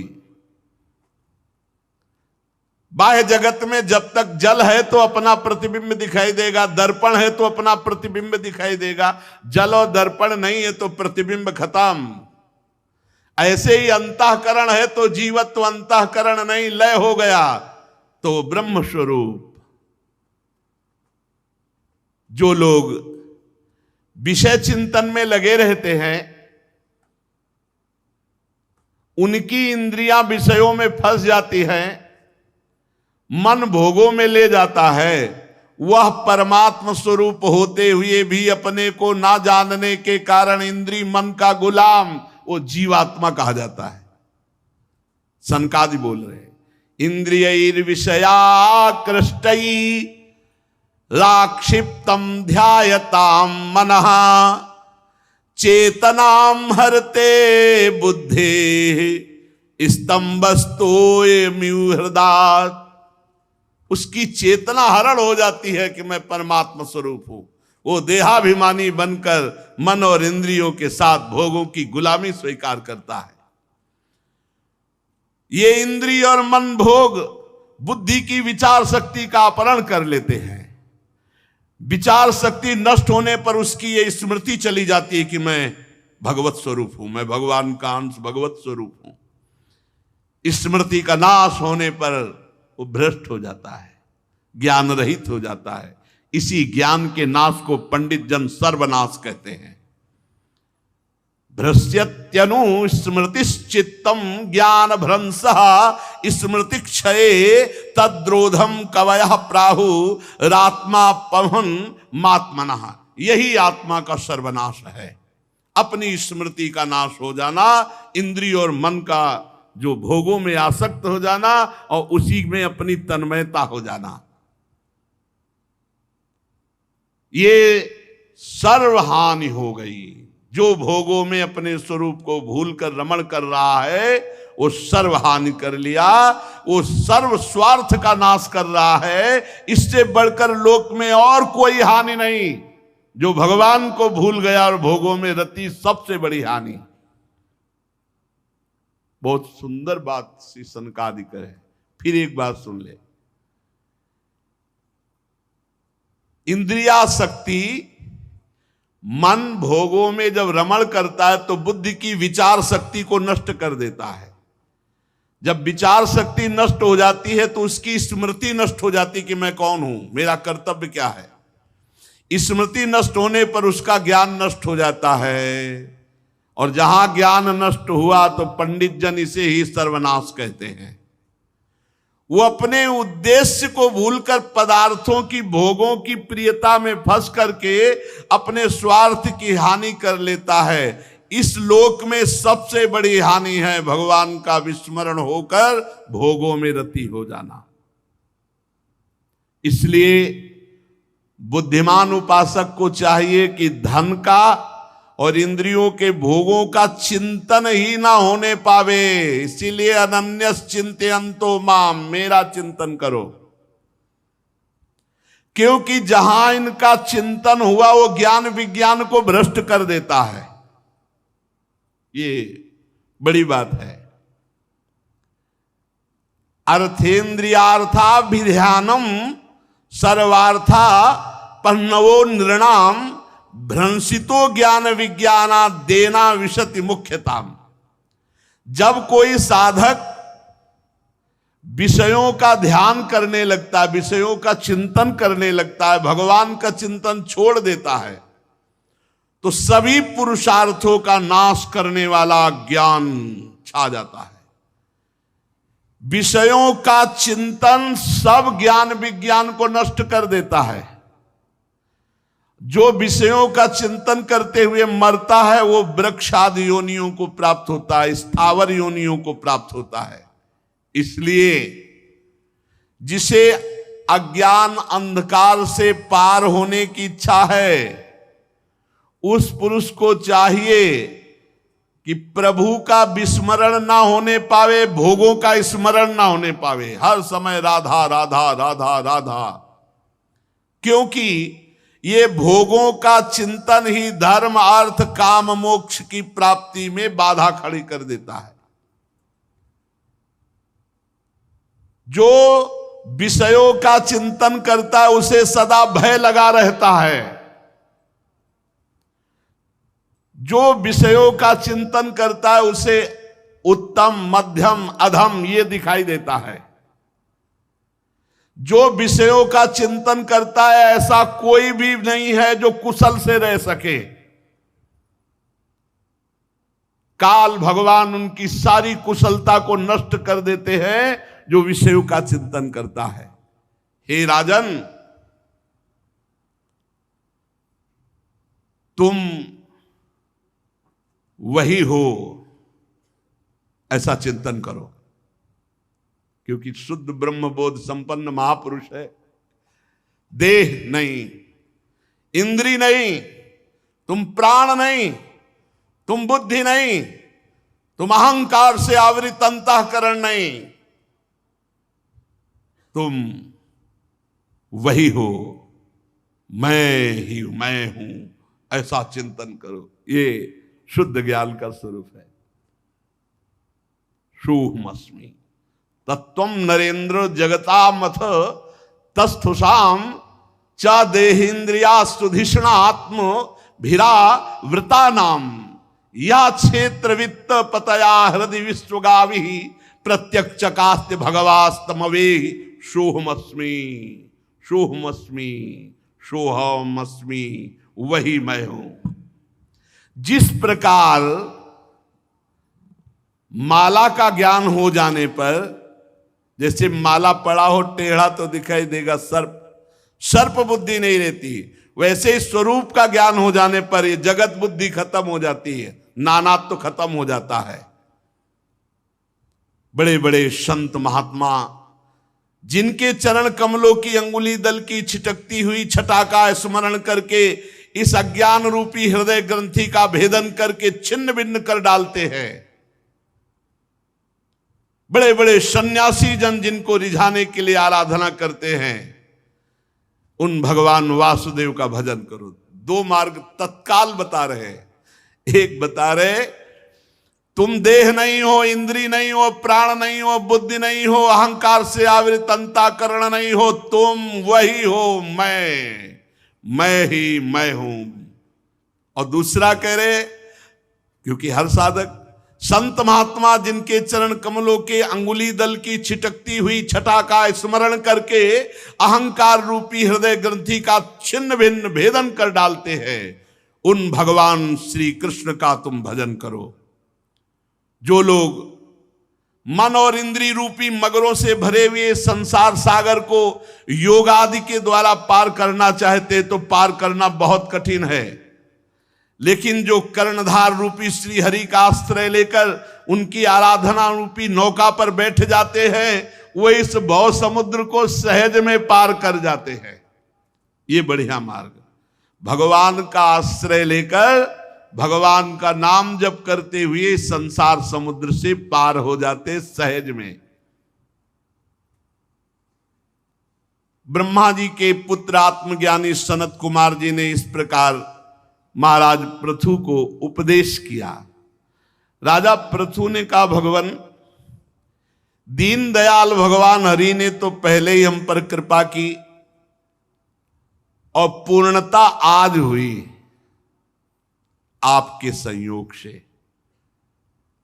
आप पधारे, हम पूर्ण हो गए। आज हरि ने कृपा की और पूर्णता आज हुई।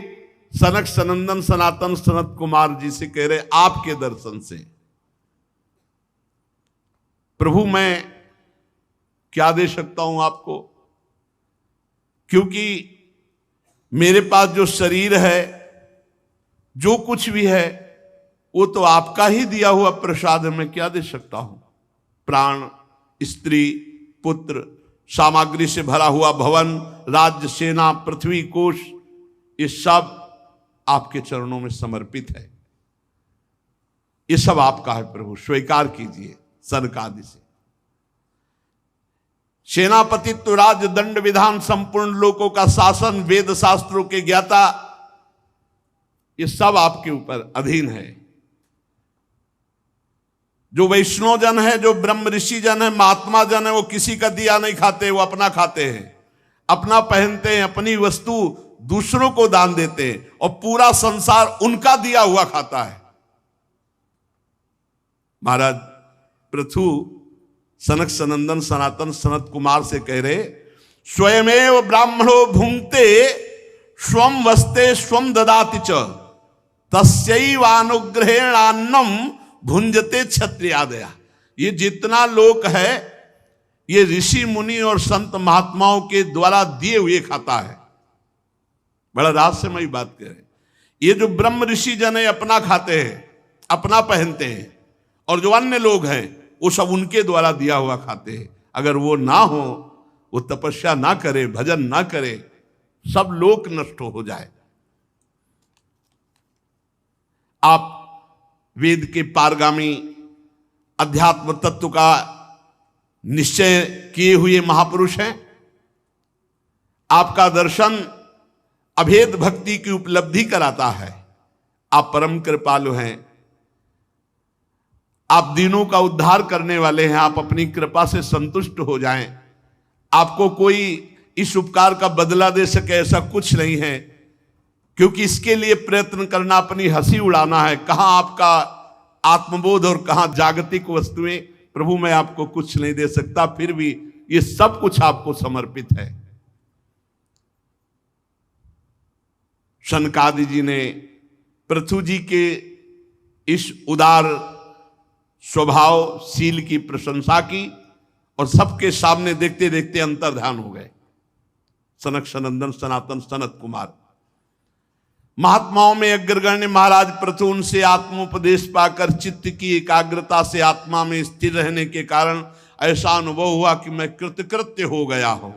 आहा, सनकादि के सत्संग से ऐसा अनुभव हो गया कि अब मैं कृतकृत्य हो चुका हूं। आत्मनिष्ठा समस्त कर्तव्य कर्मों की पूर्ति। महाराज पृथु के 5 पुत्र हुए, विजिताश्व, ध्रुमकेश, हर्यक्ष, द्रविण और वृक। महाराज पृथु ने अपने बड़े पुत्र विजिताश्व को राज्य समर्पित किया और अब सनकादि के उपदेश से अब ये राजपाट अच्छा नहीं लगा। यही है महापुरुषों का संग। पृथ्वी का भार विजिताश्व को, और आप अपने बाल खोल लिए, अवधूत की तरह तपोवन के लिए निकल पड़े। कठोर तपस्या, कुछ दिन तो कंदमूल फल खाकर बिताया, फिर उनको भी छोड़ दिया, जल पर रहे। इसके बाद जल को भी छोड़ दिया, वायु पर रहे। वायु भक्षस्ततः परमम,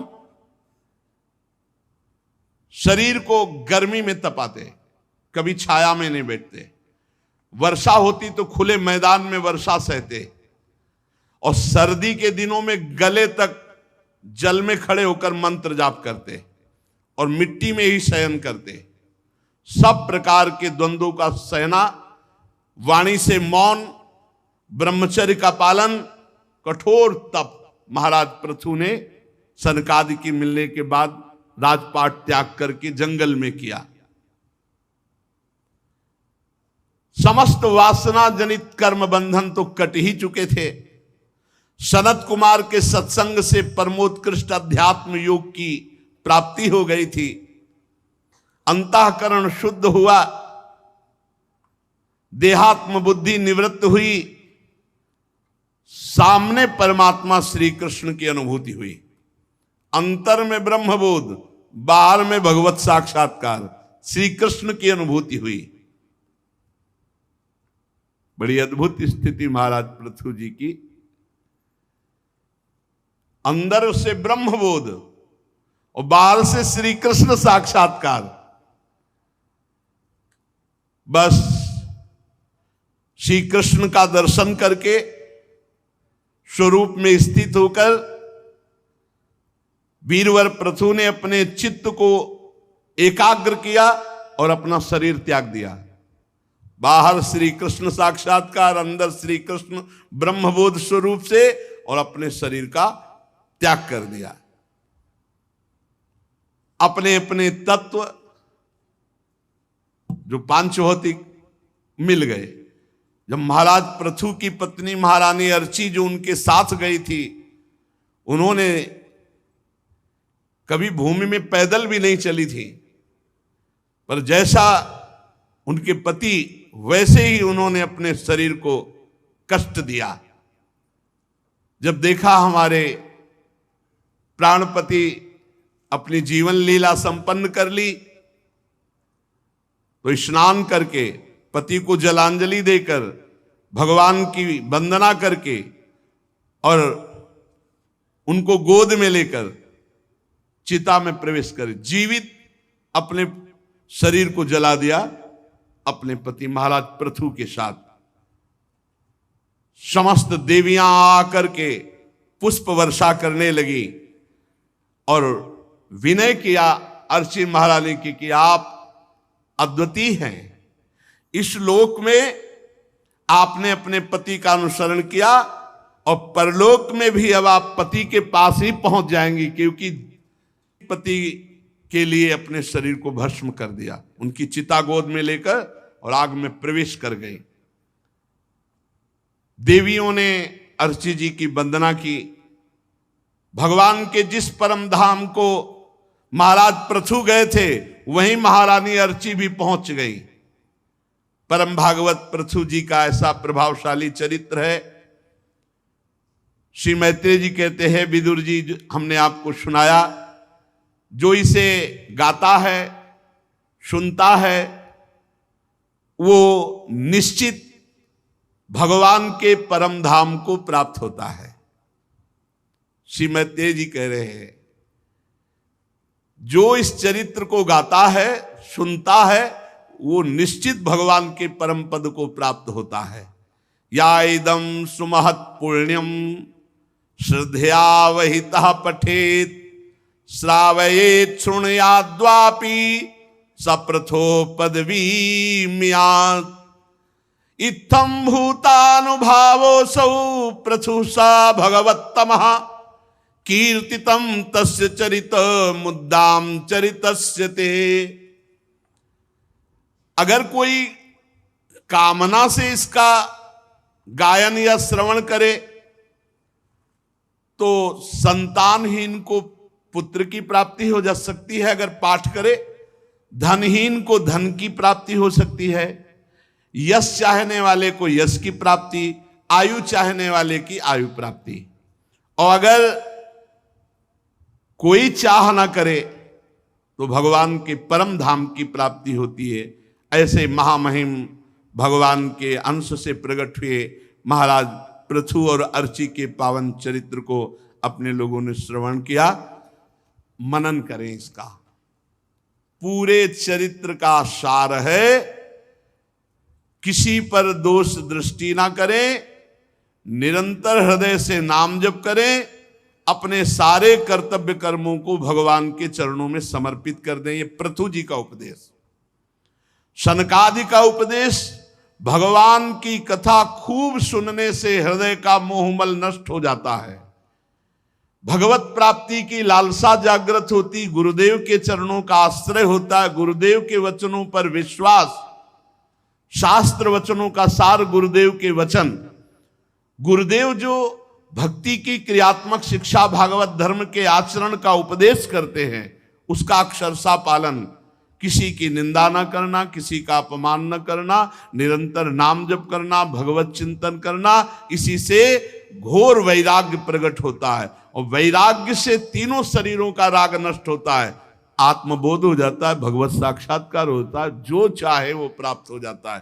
पर सावधानी सनकादि ने कहा, जो विषया इंद्रिया अभिरामी हैं, जो इंद्रियों के भोग में मन के द्वारा चिंतन विषयों का करते हैं और क्रियाएं कर, ऐसे लोगों के संसर्ग से बचें, क्योंकि ये हमारे साधना को चौपट कर देंगे, ये हमारे ज्ञान विज्ञान की चेतना को नष्ट कर देंगे, ये हमारी अखंड भगवत स्मृति में बाधा पहुंचा देंगे।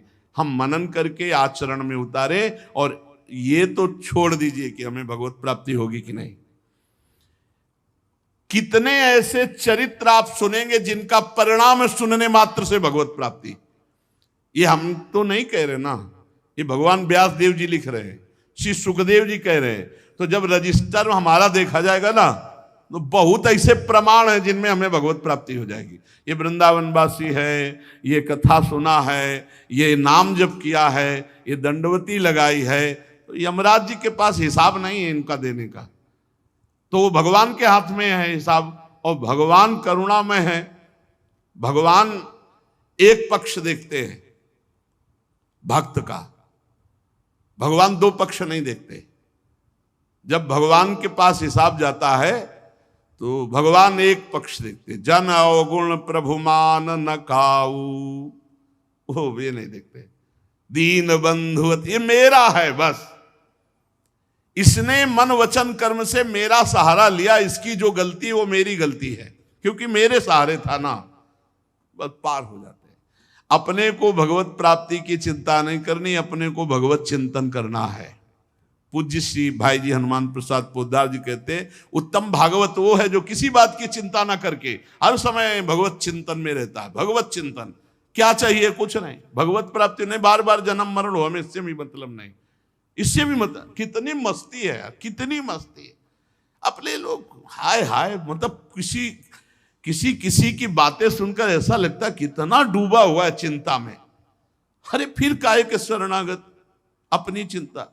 हमारे पास इतने औषधियां हैं कि भवरोग तो जड़ मूल से नष्ट हो ही जाएगा।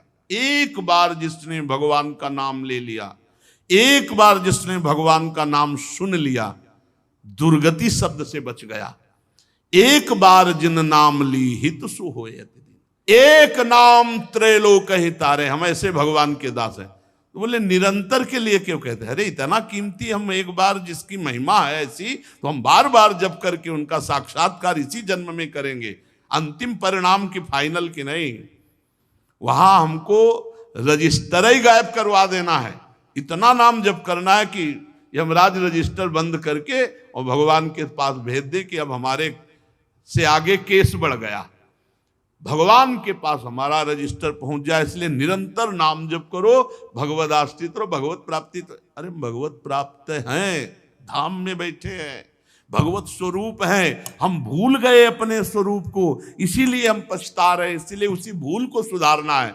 नाम जप, जहां तक हो सके विषयी पुरुषों से बचो, हर समय भगवान के चिंतन में जैसे हमारी वृत्ति बढ़े वही संग करो, वही शास्त्र पढ़ो, वही आचरण करो, बढ़िया आनंद है।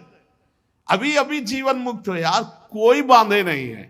तुम फंसे हो, भगवान ने नहीं फंसा, तुम फंसे, तुम्ही को मुक्त होना है। तुम इसके बिना नहीं रह सकते, इसके बिना नहीं रह सकते, इसके बिना नहीं रह सकते। बड़े कृपालु है, पूरा बगीचा रच दिया।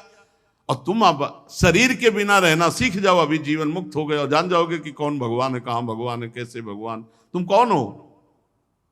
अरे बाजार में तुम्हें जो खरीदना है अपने मन पसंद की खरीद लो, बाजार क्यों लगा दी? अब इसके विषय में क्यों ये बाजार क्यों बना दी गई?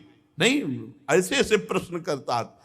किसी माया ने हमको नहीं फांसा, हम अपनी इच्छा रूपी माया में फंस गए, हम अपने शरीर रूपी माया में फंस गए। हमको अपने शरीर और इच्छाओं का राग का त्याग करना है। जिसकी इच्छा का नाश हो गया वो जीवन मुक्त अभी है, भगवत स्वरूप। अभी इच्छा मिटा दो, बस महात्मा हो आप। न कोई सद इच्छा, न कोई असद इच्छा, अभी जीवन मुक्त, मस्त, अभी मस्त। तुम्हारी मस्ती को नष्ट करने वाली इच्छा है, शब्द पकड़ लो। इच्छा मिटा दो, महात्मा हो आप, अभी ब्रह्म हो आप। इच्छा मिटा दो, ब्रह्म भूता प्रसन्नात्मा न सोचत न कांक्षत। मिटाओ इच्छा, अपनी इच्छा को श्री जी की इच्छा में दे दो, अभी सब हो गया, पता ही नहीं चलेगा। दुख किसे कहते, सुख किसे कहते, लाभ किसे कहते, हानि पता ही नहीं चलेगा, ऐसी स्थिति रहेगी। पर अब इच्छा करके फंसे हो तो अब इच्छा करके मुक्त हो। भगवत प्राप्ति की इच्छा करो और अनिच्छाओं को मिटा दो, फिर इस इच्छा को भी छोड़ दो भगवान के ऊपर और मस्त चिंतन करो। बहुत बढ़िया आनंदमय जीवन है। एक हाय हाय जो स्वभाव पड़ गया है दरिद्रता का, रोने का, अरे प्रभु के लिए रोने का नहीं, अनुकूलता के लिए रोने का, यही परेशानी। जीवन मुक्त हो, अभी आपको किसी ने नहीं पकड़ रखा, आप जीवन मुक्त हो। इच्छा ने आपको पकड़ रखा हो तो हमें बताओ, आपने इच्छा पकड़ रखी, कौन सी वस्तु आपको पकड़े? इच्छा। आपने इच्छा की है, उसी के कारण आप फंस गए। इच्छा छोड़ दो, जीवन मुक्त हो गए। कैसे इच्छा छूटे? अब भगवत प्राप्ति की इच्छा करके साधन करो, सब इच्छाओं को मिटा दो, खत्म। कुछ नहीं, अब भी आप निर्विकार हैं, अब भी आप निष्पाप हैं, अब भी आप परमात्मा स्वरूप हैं। पर यह अनुभव कैसे हो? क्योंकि इच्छाओं का जाल बिछा हुआ है। इच्छाओं को नष्ट कर दो, बस महात्मा हो गए। परमात्मा और जीवात्मा इतना अंतर है, वो इच्छा रहित है और ये इच्छा सहित है। इच्छा रहित हो जाए तो दो है ही नहीं। जैसे दर्पण हटा दो, जल अगर नहीं है तो आपको अपना प्रतिबिंब नहीं दिखाई देगा, दर्पण नहीं है तो प्रतिबिंब नहीं दिखाई देगा। इच्छा नहीं है तो जीवात्मा नहीं है, वही है वही। और अगर इच्छा है तो फिर जीवात्मा, फिर तो न जाने कितनी योनियों में जाना पड़ेगा। इसलिए भाई इच्छा मिटाने के लिए खूब नाम जप करो। नाम जप इच्छा रहित कर देगा। जितना नाम जप करोगे उतना ही परमानंद बढ़ेगा। श्री राधा वल्लभ लाल की।